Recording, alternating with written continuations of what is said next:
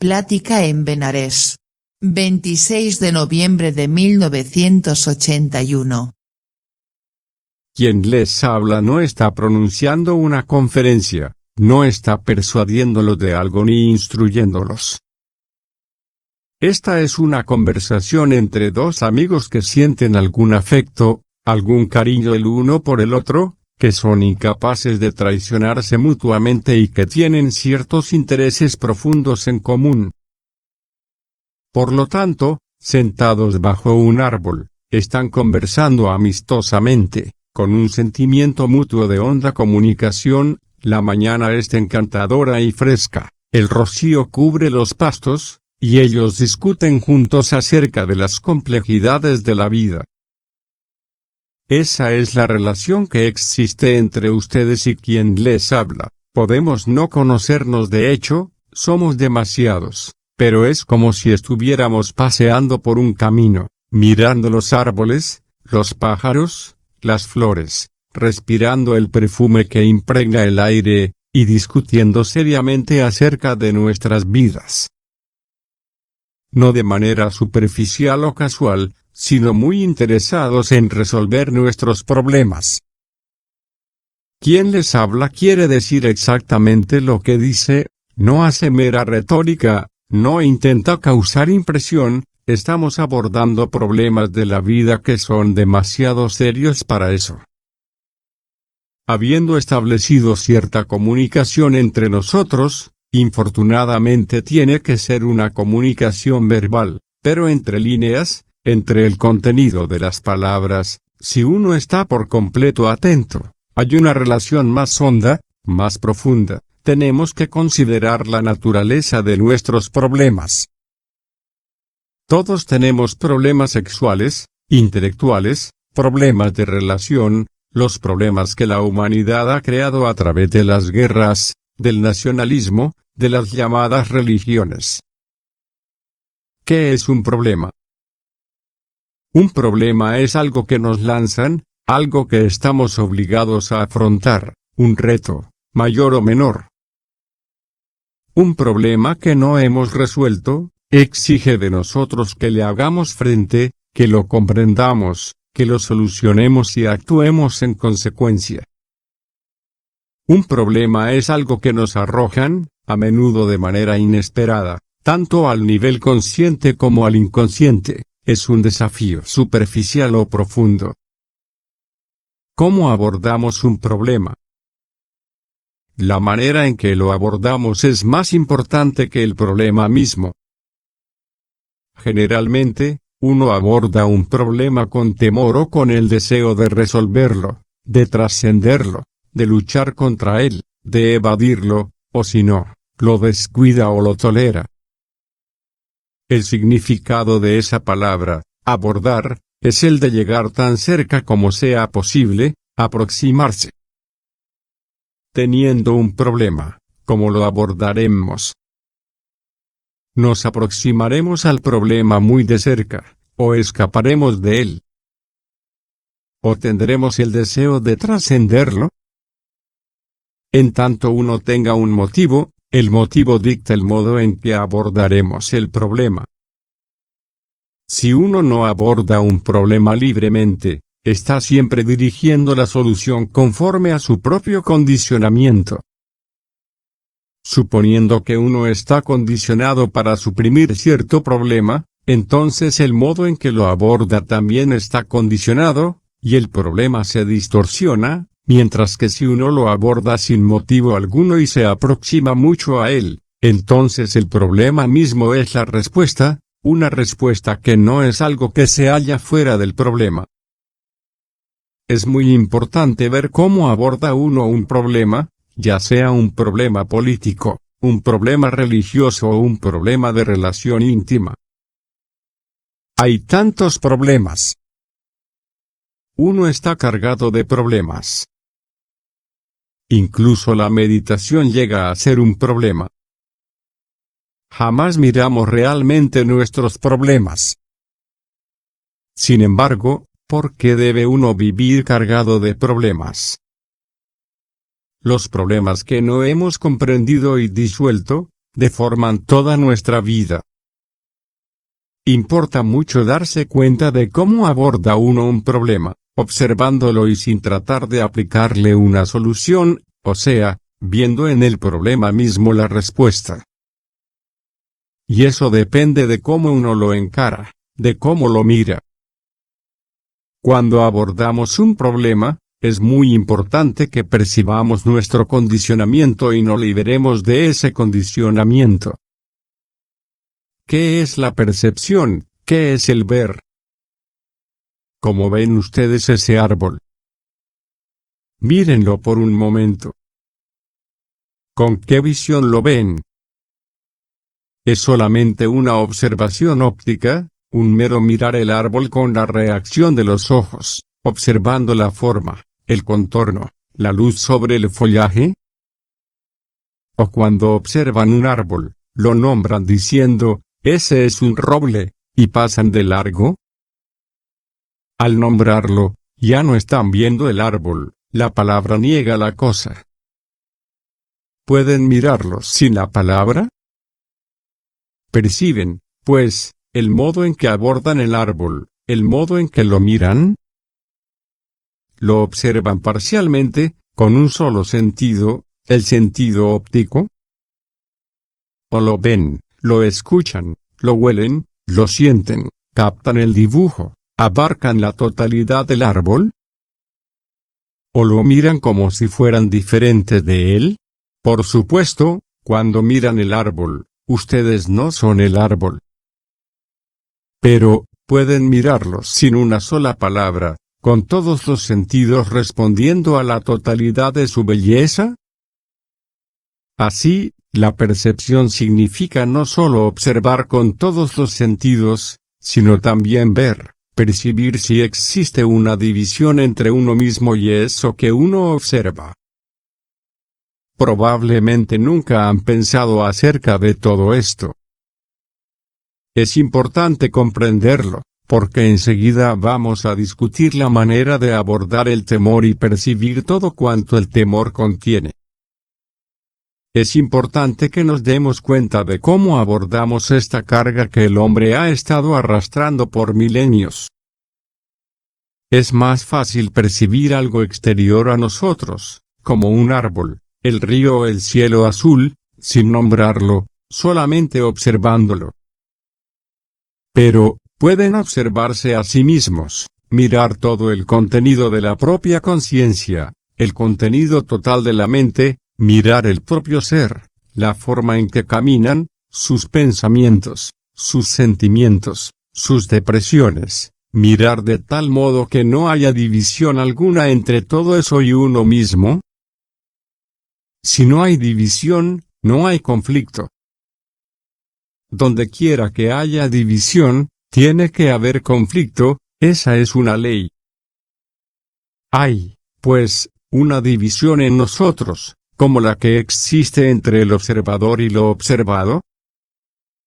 Si el observador aborda el temor, la codicia o el dolor como si lo que tiene que resolver, suprimir, comprender o trascender, fuera algo diferente de él mismo, entonces intervienen en ello la división y todo el esfuerzo y la lucha consiguientes. Entonces, ¿cómo abordan ustedes el temor? Lo perciben sin ninguna distorsión, sin reacción alguna para escapar de él, para reprimirlo, explicarlo o aún analizarlo. Casi todos nosotros tenemos miedo de algo o de muchas cosas. Uno puede tenerle miedo a su esposa o a su marido, puede sentir miedo de perder su empleo, de no tener seguridad en la vejez, miedo a la opinión pública, que es la más tonta forma del miedo, miedo a tantísimas cosas, la oscuridad, la muerte, etc. Y ahora nosotros vamos a examinar juntos, no qué es lo que nos causa temor, sino qué es el temor en sí. No estamos considerando el objeto del temor, sino la naturaleza del temor, cómo éste surge, cómo uno lo aborda. ¿Hay algún motivo tras la manera en que abordamos el problema del temor? Es obvio que comúnmente tenemos un motivo, el motivo de trascenderlo, de reprimirlo, eludirlo o desdeñarlo. Y como hemos estado acostumbrados al temor la mayor parte de nuestras vidas, lo toleramos. Si existe alguna clase de motivo, uno no puede ver claramente el temor, no puede aproximársele. Y cuando uno mira el temor, considera que ese temor se halla separado de uno mismo, como si uno fuera alguien del exterior que mira hacia adentro, o alguien de adentro que mira hacia el exterior. Pero el temor, ¿es diferente de uno mismo? Obviamente no lo es, como tampoco lo es la ira. Sin embargo, la educación, la religión, hacen que uno se sienta separado del temor, y entonces debe uno combatirlo, superarlo. Nunca nos preguntamos si esa cosa llamada temor está realmente separada de uno mismo. No lo está, y al comprender eso, uno comprende que el observador es lo observado. Supongamos que uno es envidioso. Puede pensar que la envidia es diferente de uno mismo, pero el hecho real es que uno forma parte de ella. Uno forma parte de la envidia, como forma parte de la codicia, de la ira, de la angustia, del sufrimiento, de modo que la angustia, el sufrimiento, la codicia, la envidia, la ansiedad o la soledad, son uno mismo. Uno es todo eso. Primero vean que lógicamente es así. Y viéndolo lógicamente, convierten ustedes eso que ven en una abstracción, en una idea, en una mera apariencia del hecho. Uno hace una abstracción, se forma una idea de que tiene que escapar, por ejemplo, del temor, y entonces trabaja sobre la base de esa idea, y ello le impide a uno observar muy de cerca qué es el temor.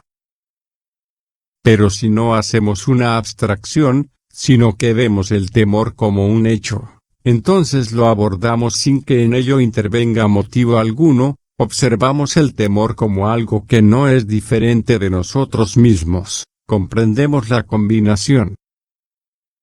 O sea, que lo observamos como formando parte de nosotros, vemos que somos eso, que no hay división entre nosotros y eso. Por lo tanto, nuestra observación revela que el observador es lo observado, que lo observado no es diferente de uno mismo. ¿Qué es, entonces, el temor? Abordémoslo bien de cerca. Porque uno puede ver el temor claramente, solo si se encuentra muy próximo a él. ¿Qué es el temor?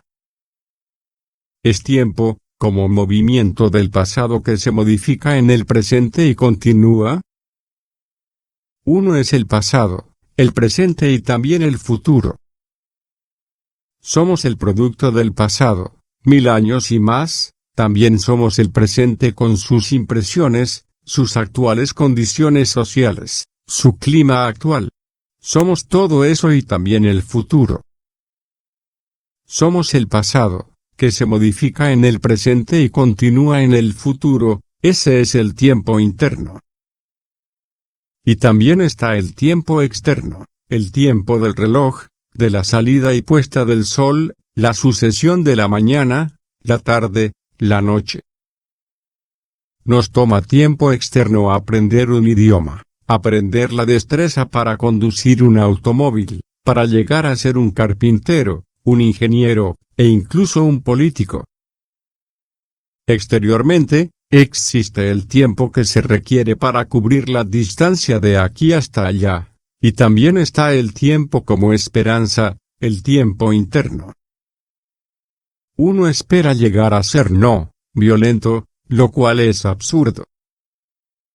Espera progresar, o evitar el dolor o el castigo, espera obtener una recompensa. De modo que no solo hay tiempo exteriormente, físicamente, sino que también hay tiempo internamente, psicológicamente. Uno no es esto, pero llegará a ser aquello, lo cual significa tiempo. El tiempo físico es real, está ahí, son las 11 o 12 en este momento. Pero uno da por sentado que existe el tiempo interno, psicológico, o sea, yo no soy bueno, pero seré bueno.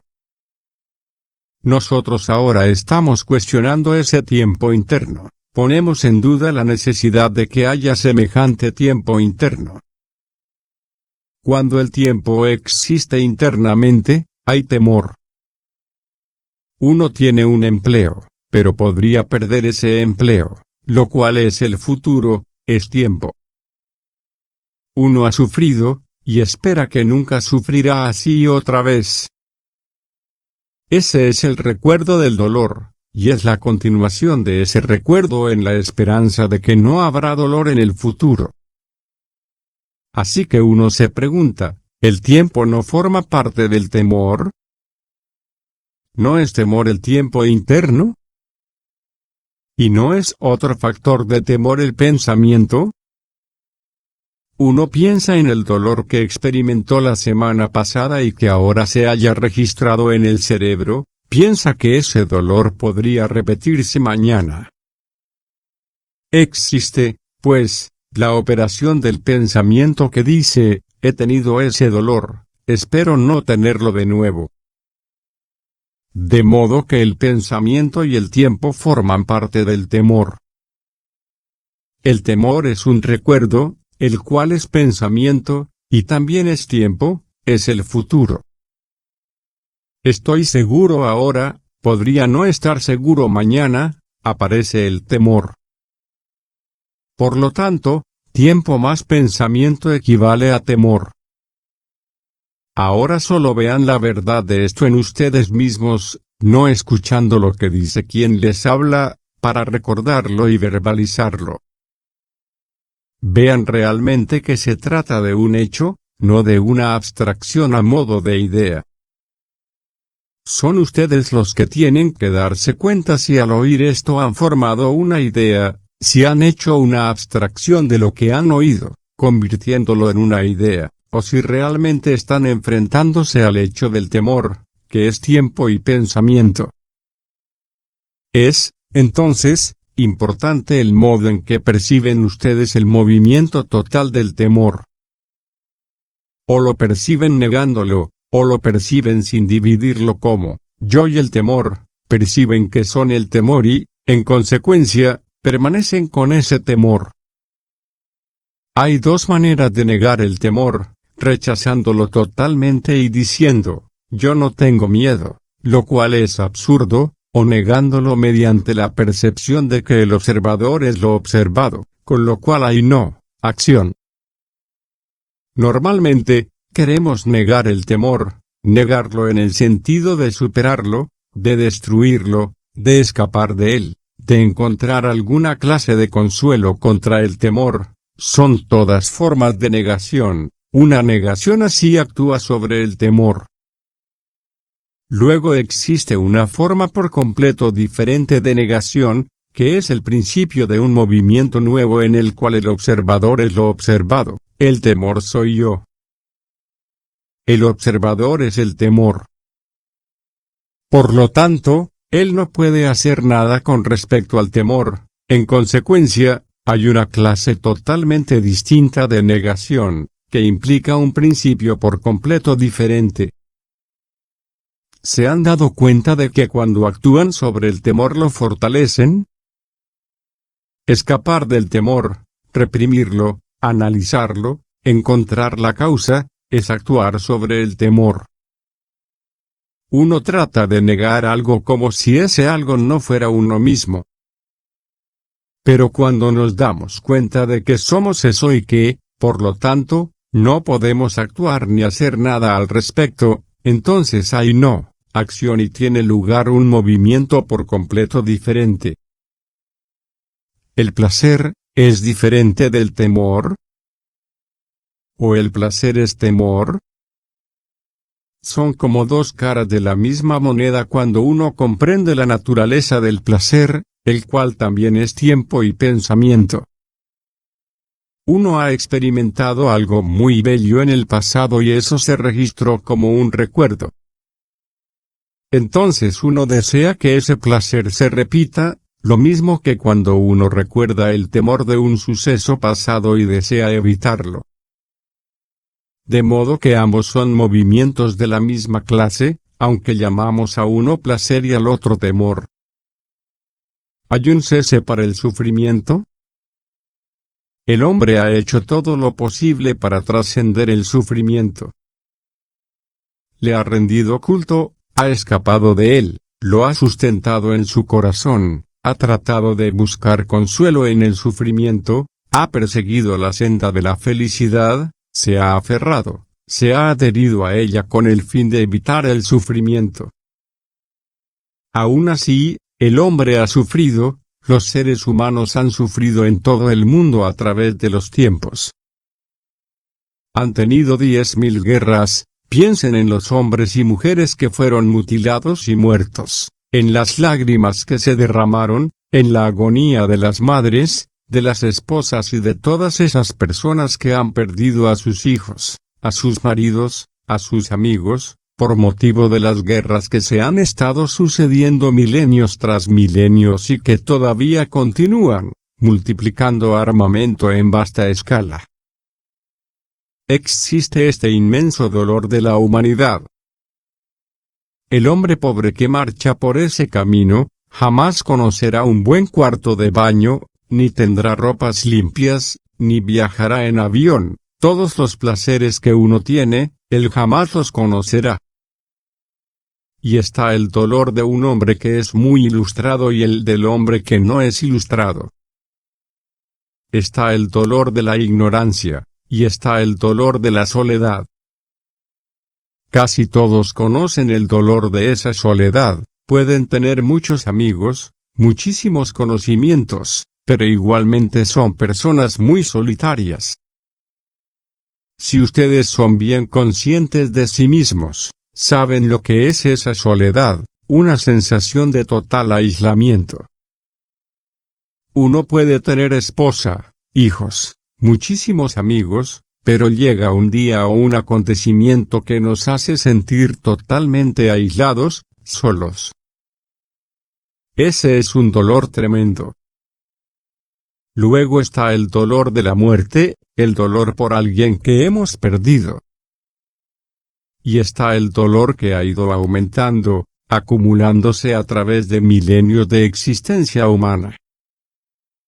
Y también está el dolor del propio deterioro personal, de la pérdida personal, de nuestra personal falta de inteligencia, de capacidad. Y nos preguntamos si ese dolor puede terminarse alguna vez. ¿O es que debe uno nacer con el dolor y morir con el dolor? Desde el punto de vista lógico, racional, intelectual, podemos encontrar muchas causas para el dolor. Están todas las innumerables explicaciones del budismo, del hinduismo, del cristianismo o del islam. Pero a pesar de las explicaciones, de las causas, de las autoridades que buscan justificar todo esto, el dolor sigue acompañándonos siempre. ¿Es, entonces, posible terminar con ese dolor? Porque si el dolor no se termina, no hay amor, no hay compasión. Hemos de investigar esto muy profundamente y ver si el dolor puede cesar alguna vez. Quien les habla sostiene que hay un cese para el dolor, un cese total, lo cual no significa que uno carezca de afecto, que sea duro o indiferente. El cese del dolor, del sufrimiento, implica el comienzo del amor. Y ustedes, naturalmente, preguntarán, ¿cómo? ¿Cómo ha de cesar el dolor? Cuando preguntan, ¿cómo? Lo que desean es un sistema, un método, un proceso. Por ese motivo es que piden, dígame cómo lograrlo. Seguiré la senda, el camino, desean una dirección cuando preguntan, ¿cómo he de terminar con el dolor? Esa pregunta, ese requerimiento, Esa indagación dice, muéstreme cómo hacerlo. Cuando ustedes preguntan, ¿cómo?, están formulando la pregunta incorrecta, si se me permite señalarlo, porque solo se interesan en vencer al dolor. La manera en que lo abordan es, díganos cómo superarlo. Y así jamás se acercan realmente al dolor. Si uno quiere mirar ese árbol, debe aproximarse a él para ver su belleza, la sombra, el color de las hojas, si tiene o no tiene flores. Uno tiene que acercarse al árbol. Pero ustedes jamás se acercan al dolor. Jamás se acercan porque siempre lo eluden, escapan de él. Así que el modo en que abordan el dolor tiene mucha importancia, o lo abordan con el motivo de escapar de él, de buscar consuelo en él y evitarlo, o lo abordan acercándose al dolor lo más posible. Descubran ustedes si se acercan de este modo al dolor. No pueden acercarse mucho al dolor si hay autocompasión o si existe de alguna manera el deseo de encontrar la causa, la explicación. En ese caso lo eluden. Importa, pues, muchísimo el modo como aborda uno el dolor, cómo se acerca a él y cómo lo ve, cómo percibe el dolor. ¿Es la palabra dolor la que a uno le hace sentir dolor? ¿O es un hecho? Y si es un hecho, ¿desea uno acercarse a él de modo tal que uno sea el dolor? Uno no es diferente del dolor. Eso es lo primero que hay que ver, que uno no es diferente del dolor. Uno es el dolor. Uno es la ansiedad, la soledad, el placer, la angustia, el miedo, la sensación de aislamiento. Uno es todo eso. Por lo tanto, se acerca lo más que puede a eso, uno es eso y, en consecuencia, permanece con eso. Cuando queremos mirar ese árbol, nos acercamos a él, observamos cada detalle, nos tomamos tiempo. Miramos, miramos, miramos, y el árbol nos revela toda su belleza. No le contamos al árbol nuestra historia, si lo observamos, él nos la cuenta a nosotros. Del mismo modo, si nos acercamos al dolor hasta tocarlo, si lo miramos, si no escapamos de él, si vemos lo que trata de revelarnos, su profundidad, su belleza, su inmensidad, entonces, si permanecemos con el dolor enteramente, con ese solo movimiento el dolor llega a su fin. No recuerden meramente esto para después repetirlo. Eso es lo que acostumbran a hacer los cerebros de ustedes, memorizan lo que ha dicho quien les habla y luego preguntan, ¿cómo llevaré eso a la práctica? Debido a que uno es el dolor, es todo eso y, por consiguiente, no puede escapar de sí mismo. Uno mira el dolor, y no hay división entre el observador y lo observado, uno es eso, no hay división. Cuando no hay división, uno permanece totalmente con el dolor. Ello requiere muchísima atención, una gran intensidad y claridad, la claridad de la mente que ve instantáneamente la verdad. Entonces, desde ese fin del sufrimiento, llega el amor. Me pregunto si ustedes aman alguna cosa. ¿La aman? ¿Aman algo o a alguien? A la esposa, a los hijos, a lo que llaman su país, aman la tierra, aman la belleza de un árbol, la belleza de una persona. ¿O son tan terriblemente egocéntricos que jamás perciben nada en absoluto? El amor trae la compasión. La compasión no consiste en realizar algún trabajo social.